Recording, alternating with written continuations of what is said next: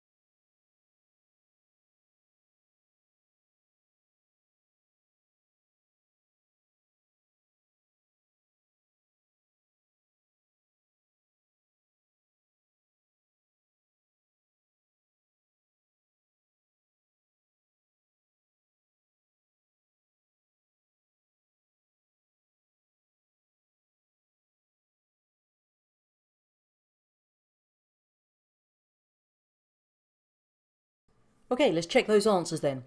So question 1, defining osmosis. First mark is for saying it is the net movement of water molecules from an area of high water potential to an area of low water potential. And a second mark if you said this is across a partially permeable membrane. Question 2, an animal cell in distilled water. There's 4 marks available for this one. Water moves into the animal cell by osmosis. First mark. The cell swells. Second mark. and eventually bursts, 3rd mark, and if you said that bursting is a process called lysis, you get the 4th mark there. And then our 3rd and final question, our plant cell in the concentrated sugar solution. Again, we've got 4 marks available for this one. First one is for saying water moves out of the plant cell by osmosis. Second one, turgor pressure decreases. Third one, the cell becomes flaccid. And finally, the cell will become plasmolyzed. So add it up, I believe there's a total of 10 marks you could have got, so give yourself a score out of 10 in your books for that. So what we're going to be looking at today then is a process called active transport. Now before we can really go anywhere with this, we do need to know what on earth that actually means. So when we're talking about active transport, we're referring to the movement of substances from an area of low concentration to an area of high concentration. So what we're seeing is these substances are actually moving against that concentration gradient. Now, because they're going against the concentration gradient, then this is an active process. That means we need energy. And that energy is in the form of ATP, which hopefully we remember from our earlier biology topic. So make sure you've got those 4 points written down in your book. I'll leave this up here for about another minute and a half to give you time to do that.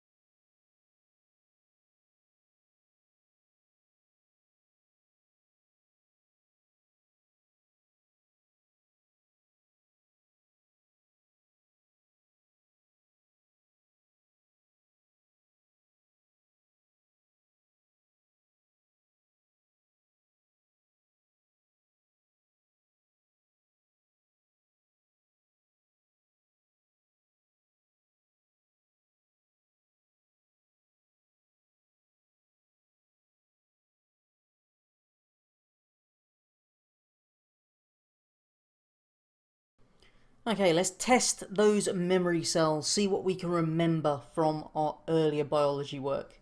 2 things I want you to do. First one, write the word equation for aerobic respiration. Second one, write the balanced symbol equation for aerobic respiration. So see if you can get those 2 things written down in your books for me. I'm just going to give you about a minute and a half to do that.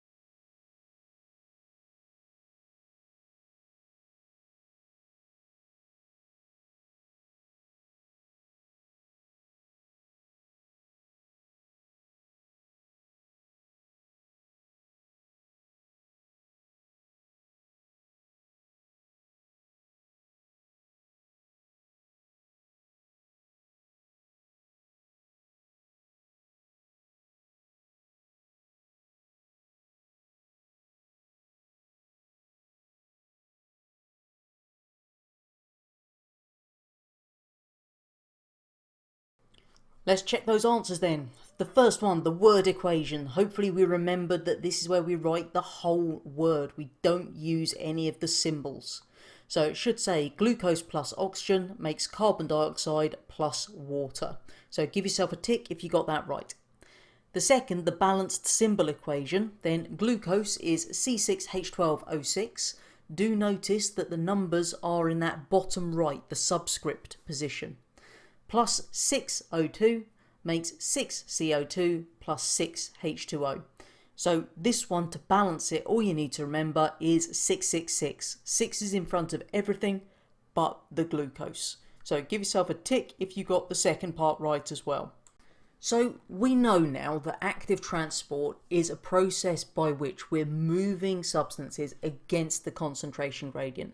So they need energy in the form of ATP to do this. So thinking about our work that we did back in B1, our first biology unit, what could you actually notice if you looked under a microscope at these cells that are carrying out a lot of active transport? What would you see? What would be different about those cells? And explain your answer for me. So get those two written in your books, hopefully correctly answered.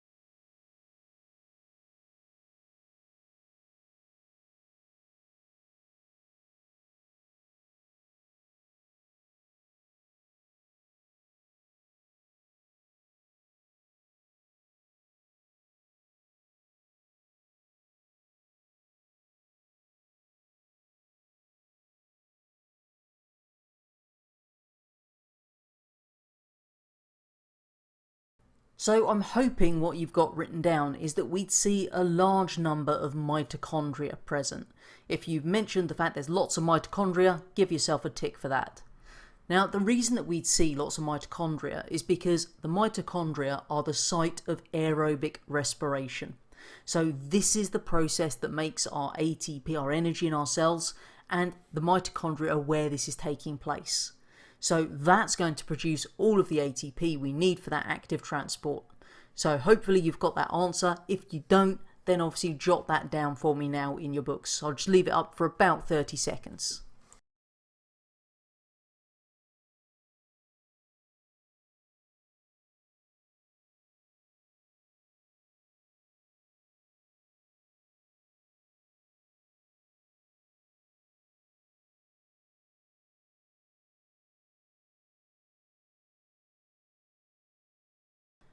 What we need to move on to now then is to understand how these substances are actually crossing the membrane.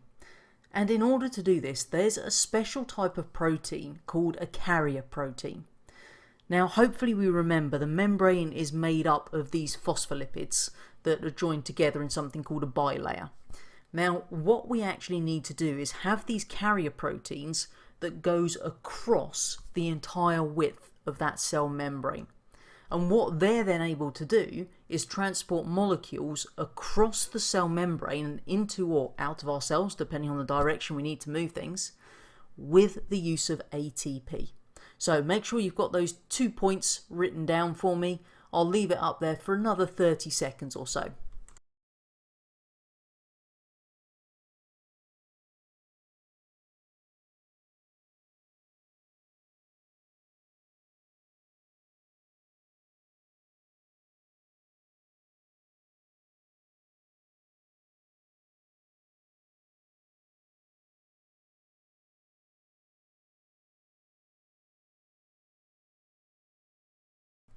This little animation just shows us what I'm talking about.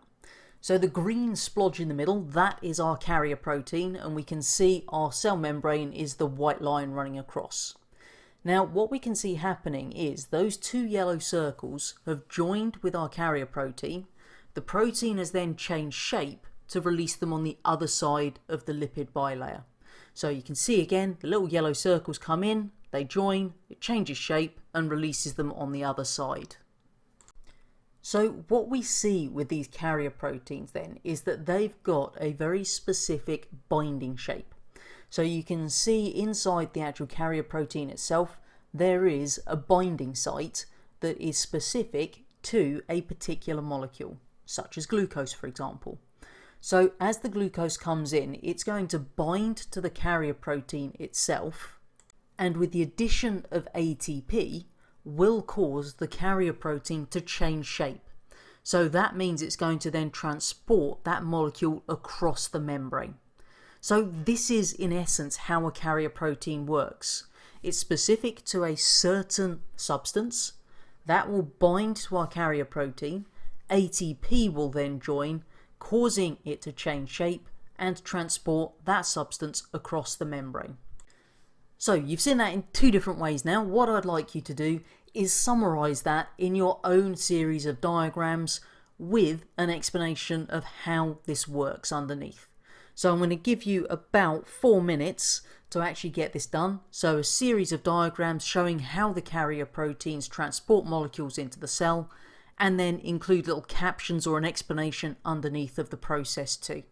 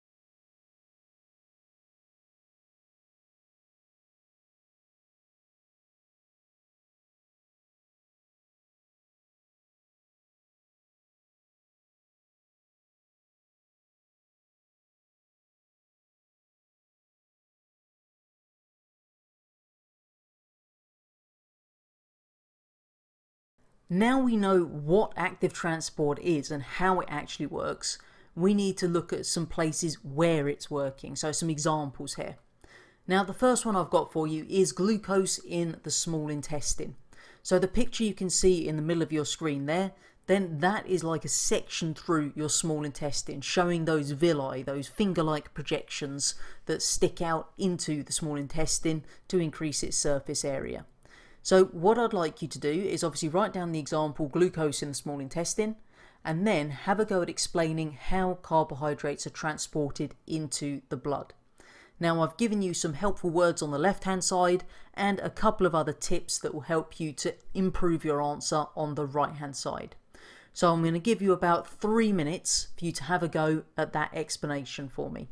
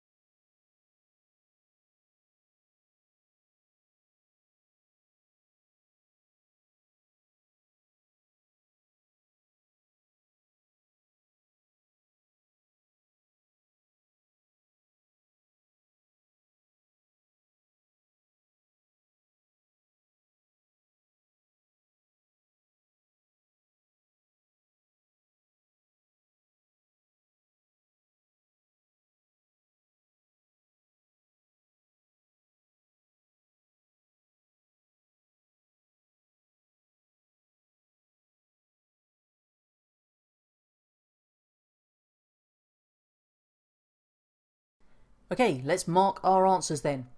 So you've got up to 6 marks you can get for this. First one, if you say carbohydrates are broken down into glucose, give yourself a tick if you've got that one. Second one is for saying this is by enzymes. And the third one, if you said they're called carbohydrases or carbohydrase enzymes. Then another mark is available if you said the glucose is actively transported into the bloodstream or it enters the bloodstream by active transport. There's your mark. You get another mark if you said this occurs through the villi. And your final mark there is for saying that the villi increase the surface area over which this can happen. So add it up for me and give yourself a total out of 6 for that. Our next example is something called the sodium-potassium ion pump. So what we've got, sodium and potassium ions, are very important in a range of processes in our body. So what we have is a pump that's going to transport both sodium and potassium.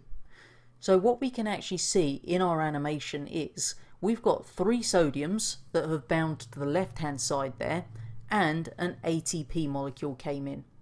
Now the ATP leaves a phosphate attached to become ADP, and that causes the change in shape of our carrier protein. It then releases the sodium on the outside of the cell. At that point, potassium come in and join to it, and they then cause the shape to change again to release the phosphate that was still attached and the 2 potassium ions. So then it's reset and the process is able to repeat. The sodium comes in, the ATP comes in, ADP is released, it changes shape and releases.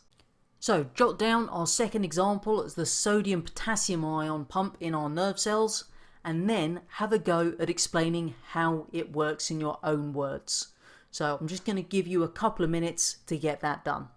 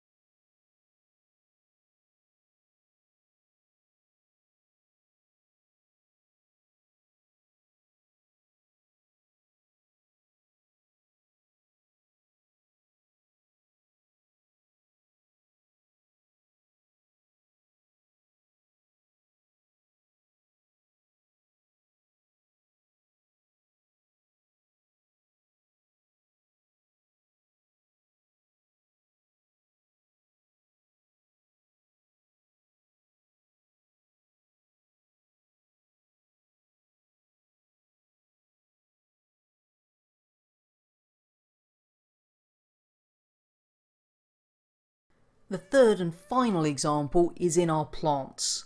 Now what we see here is plants are going to take up mineral ions from the soil by active transport. So get that example written down for me and then see if you can explain how nitrate ions are taken in by plants. And again, I've given you some word hints at the bottom there to help you out. So I'm just going to give you about a minute and a half to do that.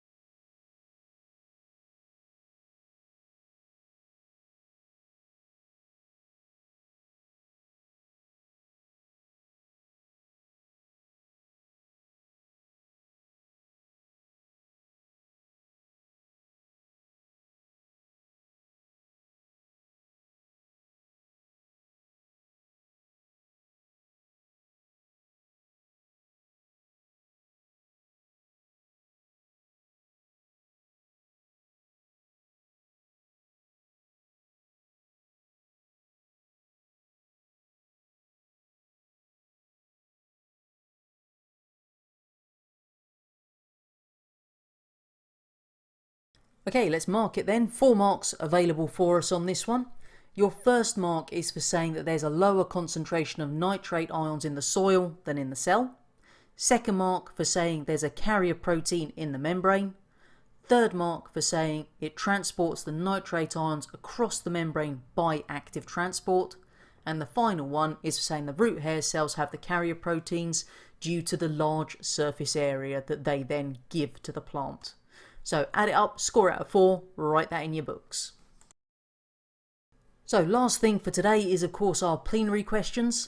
So those of you with target grades up to a grade 5 to 6, then you can do the first 2 columns. And if you're working at those top end grades, then it's the columns on the right for you to have a go at. So hit pause on the video so you've got a chance to do these. And then obviously you can go and get the answers a bit later on.